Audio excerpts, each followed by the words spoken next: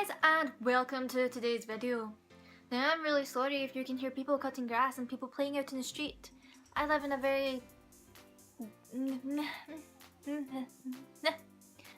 I live in a place where there's lots of kids. Let's just be glad that they're not playing on iPads and phones and they're out enjoying the simple adventures of life. This video will contain some content that viewers might find frightening, scary, so if you don't like ghosts and horror, don't continue watching this video. You have been warned! I'm just going to give you a bit of background on this, and some of this story is going to be from my point of view, and then some of it is going to be from my mum's point of view.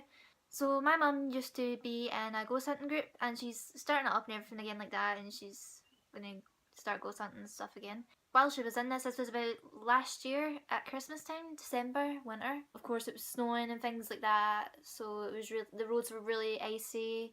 Now a place that my mum decided to go to is the Tower of Holbar, and some history about that as well. It is in Scotland. It's quite a small building, but it's really tall.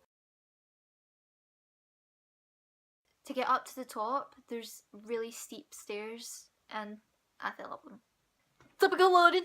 This building was passed through lots of generations from people to people, and it had been refurbished as well because it was ruined by vandals and things like that. It's been said that up on the roof, and I'll insert some pictures in as well, that anyone who was accused of being a witch would be taken up there and thrown over the ledge, and if they survived then they were a witch.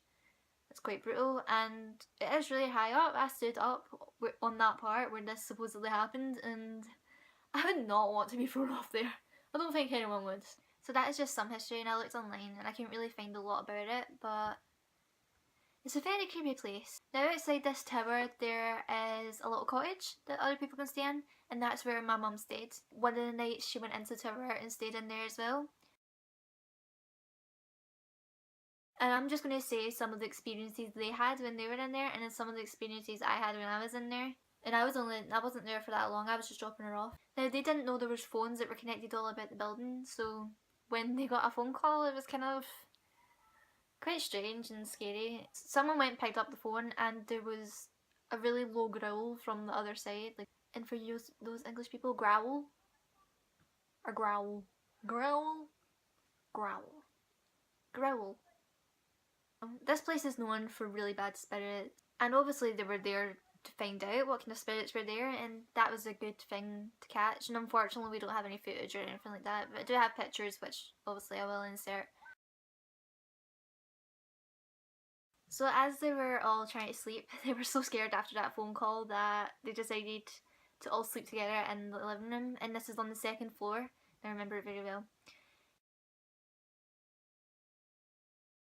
So when they're trying to sleep, my mum got woke up by noises outside the door as if someone was walking up and down the steps. Now these steps are steep.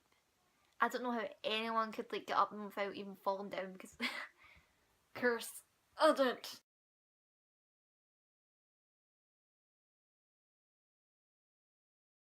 So I didn't really ask my mum too much about it that night, but because it was that long ago as well, it's quite hard to remember, and she's been to a lot of places. So now these were my mum's side of the story. Now I'm just going to go into my side of the story.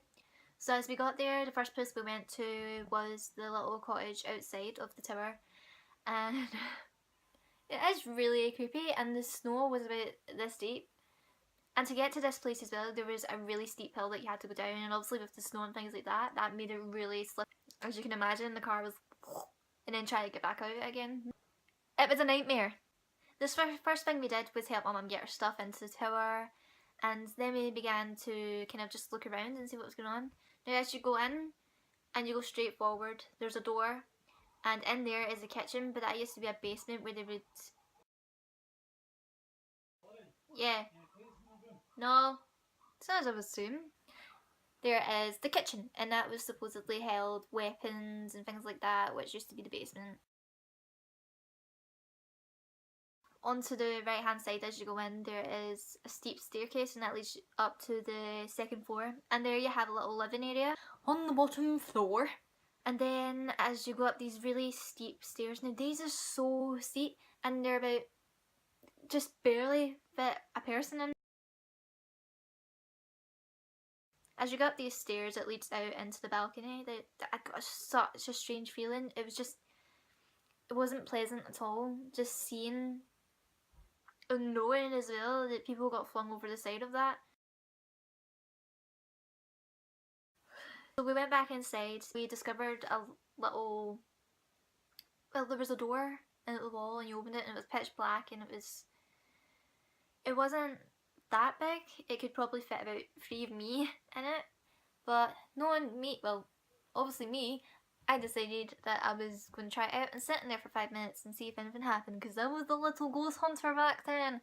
I wouldn't let anything stop me. Not even little ghosties. Watch out, ghosties. Watch out. So as I was sitting in there, nothing happened. Nothing much anyway. My mum was on the other side of the door, so she was protecting me. And that was that. Now I wasn't allowed to stay because I was quite young at the time, and obviously they were going to be faffing about with a lot of ghosty things, detect little ghosties. So I wasn't allowed to stay for that, unfortunately. But I did go out to investigate the little cabin, the little cottage. It was a really nice cottage. Even going to the toilet was quite a scary experience because I was just scared that there was going to be a little ghostie watching me pee, or is that out, Lauren? Oh my god, I apologise so much for this video. Just, you were warned that if you went on this channel that it is going to be a little weird, and I don't get weirded out talking about a lot of things, so hopefully you shouldn't as well, so you'd be warned for any future videos that there may be on this channel. As I went into the little living area in this cottage, there was this kind of armchair. Now I've got one beside me that belonged to Banana. It was kind of like this one, but it was more, it had patterns and things on it, and I just got the feeling like an old man was sitting in it, just kind of staring out, watching outside, and it was almost as if he was just looking to see if there was any trespassers and anything like that. I don't know why, I just pictured an old man sitting in that chair looking out. There was a medium there as well, and I was told that there was a presence of an old man there, and that kind of freaked me out a bit. I was like, oh, cool. And then it ended there for me. I went home. Obviously, it was very difficult to get back up that hill. We left my mum to deal with all the ghosties and the demons that might be there and the witches. And I had macaroni cheese for my dinner. I remember that. It was good macaroni cheese. If you want to make Lauren happy, give her macaroni cheese. So anyway, stop it! So anyway guys, that concludes today's video, and I really hope you enjoyed it, and I do have more exciting ghost stories and things like that. Well, exciting to me, might not be for you. Thank you for watching, and hopefully I'll see you back next time when I upload a new video. I'm always open to suggestions on what you might like to hear about, and embarrassing stories, things like that. So thanks for watching guys, and I'll see you next time!